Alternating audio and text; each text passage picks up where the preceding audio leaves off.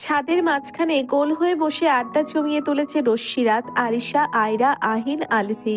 আরাতের বাঁ পাশে রশ্মি বসা, ডান পাশে আলভি বসা, আলভির পাশে আরিশা, আরিশার পাশে আহিন, আহিনের পাশে আয়রা, আয়রার পাশে আবার রশ্মি। এভাবে বসে আড্ডায় মগ্ন। সবাই আড্ডা দিলেও আড্ডার মাঝে অমনোযোগী হয়ে আয়রা আর চোখে ছাদের এক কোণার দিকে বারংবার তাকাচ্ছে। তার মন অন্য কিছু নিয়ে চিন্তা বর্তমান। আর বাকি পাঁচজনের আড্ডার মূল কেন্দ্রবিন্দু হলো আমান আরিশার প্রেম কাহিনী। আলভি আরিশাকে বলে উঠল, আরিশা আপু, তোমার কোনো পিচ্চি ননদ নেই গো। আলভির কথায় সবাই আলভির দিকে তাকালো। আরাত আলভিকে অবাক হয়ে জিজ্ঞাসা করলো, কেন রে আলভি, ঘটনা কি খুলে বলতো? তুই আমারে রেখে লাইন মারার চান্সে আছিস নাকি? আলভির সঙ্গে সঙ্গে মুখে হাত দিয়ে বলল, তবা তবা তবা আস্তাগফিরুল্লাহ। মায়াবতী, তুমি একথা কিভাবে বলতে পারলে? তোমাকে ছাড়া আমি কখনো কোনো মেয়েকে লাইন মারার চেষ্টা করেছি কখনো? আমার তুমি আছো না? আলভি মুখে লজ্জা ভাব ফুটিয়ে তুলে বলল কথাটা। আলভির কথায় সবাই চোখ বড় বড় করে তাকালো আলভির দিকে। রশ্মি নাকশিটকে বলল, ওভার অ্যাক্টিং বন্ধ কর ডাফর। এবার লাইনে আয়, বল আরিশা আপুর ননদ থাকলে তোর কি কাজ? আলভি এবার সবাইকে এক নজর দেখে নিয়ে আহিনের দিকে তাকালো। মুখে দুষ্টুমি এনে বলল, দেখো আপু, আমার তো মায়াবতী আছে, তাই না? আমি ভাবছি আমার বন্ধুরও তো কাউকে দরকার, তাই মেয়ের সন্ধান করছি। আরিশা আপুর ননদ থাকলে আমার বন্ধু একটু চান্স নিত আর কি। আহিন এবার মাথা ঝাঁকিয়ে নিচের দিকে আঙ্গুল তাক করে আলভিকে ইশারায় বোঝালো। আমার জন্য? আলভি মাথা নেড়ে একটা কিউট হাসি দিয়ে বলল, তোর জন্য।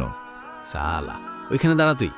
আহিন কথাটা বলে নিজের জায়গা থেকে উঠে আলভির দিকে আসতে নিলেই আলভি নিজের জায়গা থেকে উঠে দৌড় দিয়ে বলল, এজন্য বলে কারো উপকার করতে নেই। শালা, তোরে অভিশাপ দিলাম, সিঙ্গেল মরবি, তাও মেয়ে জুটবে না তোর কপালে। আলভির পেছনে আহিন দৌড় দিল আলভিকে ধরতে। দুজনের দুষ্টুমি দেখে একসঙ্গে চারজন হেসে উঠল। হাসতে হাসতে রশ্মি আরিশাকে বলে উঠল, আরিশা আপু, তুমি কিন্তু সত্যি অনেক লাকি আমান ভাইয়াকে পেয়ে। দেখেছো এই কয়েক মাসে খুব সহজে আমাদের সঙ্গে কি সুন্দর মিশে গেছে। কথাটা বলেই রশ্মি ছাদে এক কোণার দিকে তাকালো। রশ্মির তাকানো দেখে বাকি তিনজনও সেদিকে তাকালো। আমান আর হাবিব একসঙ্গে কি নিয়ে যেন হাসাহাসি করছে। আশিক ছাদের কিনারে বসে সিগারেট টানছে আর ওদের সঙ্গে তাল মেলাচ্ছে। আনাস ফোনে কি যেন টাইপিং করছে, চোখ তার ফোনের দিকে। দূর থেকে আয়রা আনাসকে সেই প্রথম থেকে লক্ষ্য করছে। আয়রার মন খুচখুচ করছে আনাস কার সঙ্গে মেসেজ করছে জানার জন্য। এদিকে আরিশা আমানের দিকে তাকিয়ে মুচকি হাসি দিয়ে বলল, রে অনেক ভাগ্যবতী। ওর মতন একজন কেয়ারিং হাজবেন্ড ভাগ্যবতী মেয়েদের কপালে জোটে।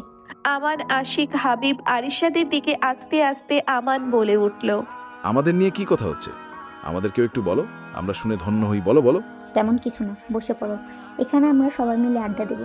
আশিক ভাই তো গিটার সঙ্গে করে নিয়ে আসছে। আজকে কিন্তু গান গাইতে হবে ভাইয়া। হাবিব, আমান, আশিক ছাদের মেঝেতে বসতে বসতে আশিক বলল, হ্যাঁ, গান তো হবে, তবে আমার গলায় না। আমার গলায় তো সব সময় শুনে থাকো। এখন তোমাদের যে কোনো একজনের গলায় গান গাইতে হবে। বলো, কে গান গাইবে? ভাইয়া, আয়রা আপুর গলায় গান কখনো শুনেছেন? না। তাহলে তো আপনারা জীবন যুদ্ধে বহুত পিছিয়ে। আজকে আয়রা আপুর গলায় গান শোনেন, তাহলে জীবনটা আপনাদের ধন্য হয়ে যাবে। আচ্ছা বোন, তুই আমার প্রশংসা করছিস নাকি বেইজ্জতি করছিস? যদি একটু খুলে বলতি আমার বুঝতে সুবিধা হতো। আরিশা আয়রার সাইড নিয়ে বলে উঠল, আসলেই তো আরাত, তুই আয়রার কণ্ঠ নিয়ে এমনভাবে বর্ণনা দিচ্ছিস মনে হয় আমরা উগান্ডার পাবলিক। আজকে পুরো ক্রেডিট আমার বেচারা বোনটাকে দিচ্ছিস কেন? সরাসরি বল, তোরা দুজন গাইবি না, আয়রাকে গাইতে হবে। আরিশার কথার মধ্যে রশ্মির ফোনে মেসেজের টুংটাং শব্দ শোনা গেল। রশ্মি পাশ থেকে ফোনটা হাতে নিয়ে দেখতে মুখে মুচকি হাসি ফুটে উঠল। Hey Rashmi Rani, how are you? I am fine, and you? Cute. কি করছো? ছাদে সবার সঙ্গে আড্ডা দিচ্ছিলাম। ওকে, ফ্রি হয়ে মেসেজ দিও, অপেক্ষায় রইলাম। আরাত রশ্মির মুচকি হাসির দিকে তাকিয়ে কিছু একটা ভেবে রশ্মির কাঁধে হালকা একটা ধাক্কা দিল। রশ্মি ফোন হাতে নিয়ে আরাতের দিকে তাকাতেই আরাত মুচকি হেসে ভ্রু নাচালো। সঙ্গে সঙ্গে রশ্মির হাসি মুখ থেকে লজ্জা মিশ্রিত হাসি ফুটে উঠল। আরিশা দুজনের ইশারায় কথা বলতে দেখে জিজ্ঞেস করলো, তোরা দুজন কি নিয়ে ইশারা করছিস? না কিছু না আপু। কথাটা বলে রশ্মি একবার সবাইকে দেখে নিয়ে ফোনটা সাইলেন্ট করে পাশে রাখলো। আমান আরিশাকে বলে উঠল, বাদ দাও তবু, আজকে আমার শালিকার গলায় গান হয়ে যাক তাহলে। শালিকা, আমার জন্য একটা গান শুরু করো। আমি খুব এক্সাইটেড শালিকার গলায় গান শোনার জন্য। আমান কথাটা বলে মাথাটা ঘুরিয়ে এবার আনাসকে ডাকলো।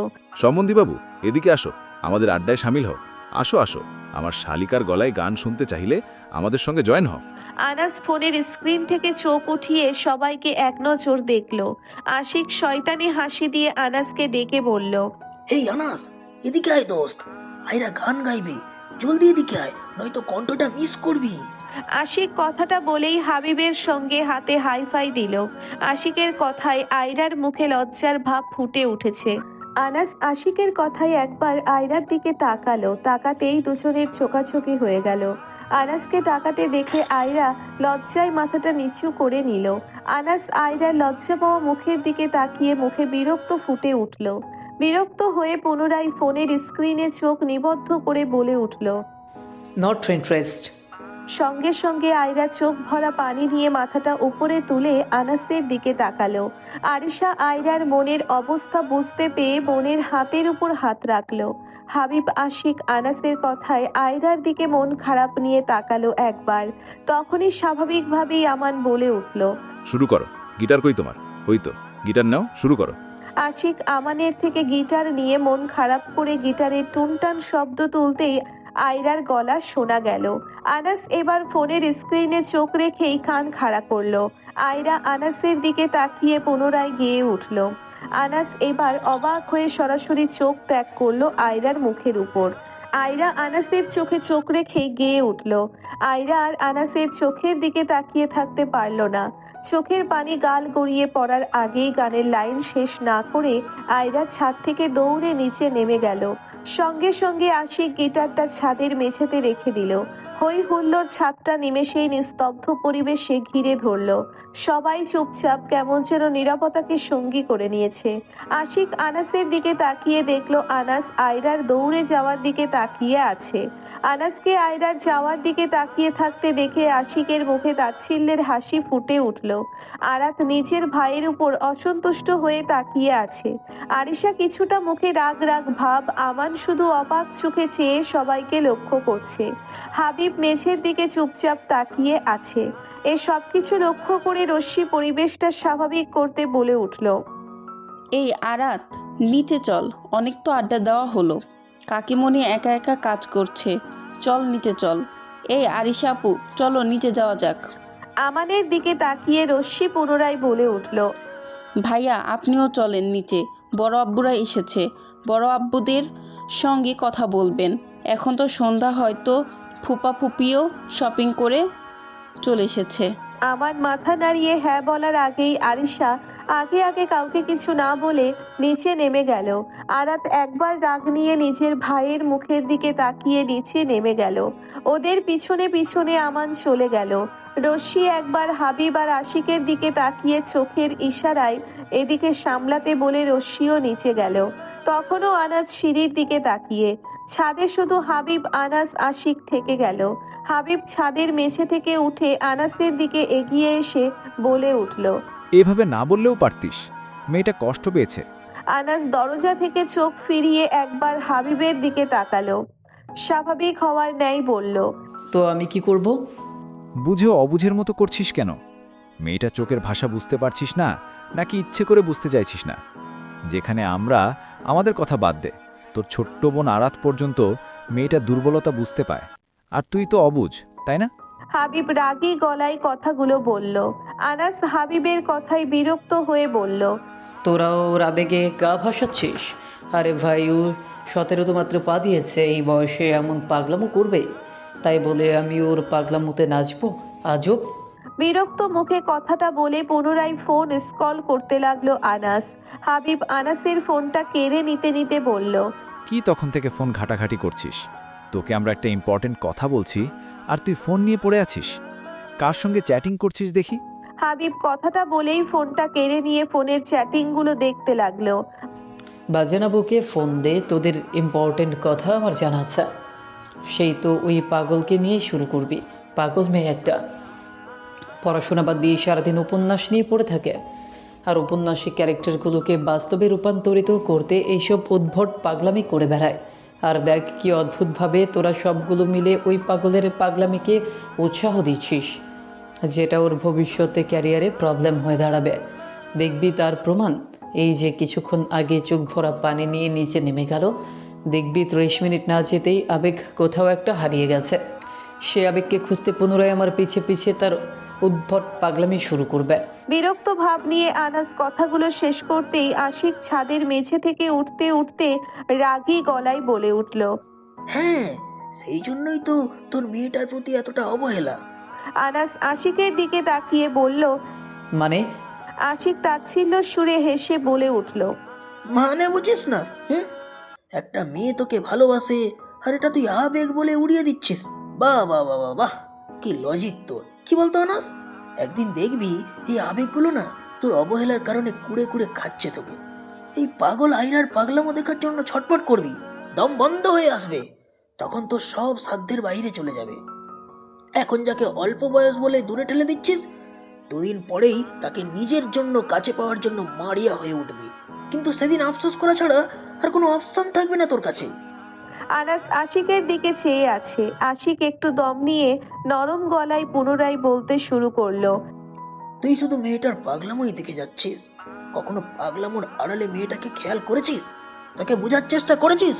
তুই তো ভাগ্যবান রে, মেয়েটা শুধুমাত্র তোর জন্যই পাগলামো করে। কই আর কারোর জন্য তো করতে দেখি না।